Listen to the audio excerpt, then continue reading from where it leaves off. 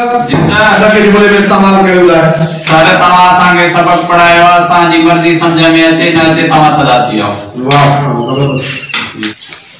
उठो तो के मां चयो कुत्ते ते मजनून लिखी है चाहे लिखी है सर मां पेन खणी कुत्ते ते रखा बियो कुत्तो खाइना पियो अचे इन जे करे मां मजनून लिखी वजह चली यार मां तो के चयो कुत्ते ते मजनून लिखो तू बुक ते लिखी या कुत्ते ते वनी लिखण शुरू कई नहीं तवा वाजे न कयो ताने कुत्ते ते मजनून बड़ा होशियार जी सर बरकत पुत्रा उस्ताद या गाल खबर हो जे हर मर्द जे कामयाबी में पोया कहीं औरत जो तो जरूर हुंदो सर पोता के पढ़ाई छले करे जल्द में जल्द औरत दी को लागत खपे जबरदस्त आप कर पुत्रा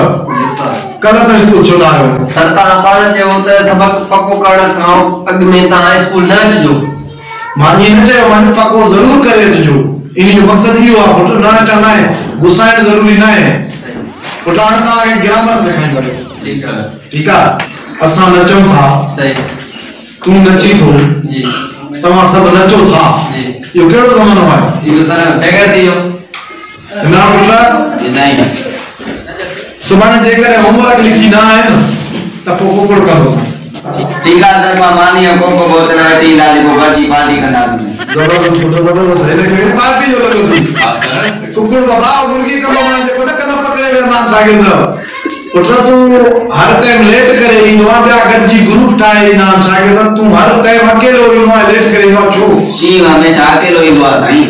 लेकिन वो जो स्कूल में शिया पुत्र ये नाम फरमान शागिर्द हो जी उस्ताद जी सही तो सुबह जो ठीक है मोकल दा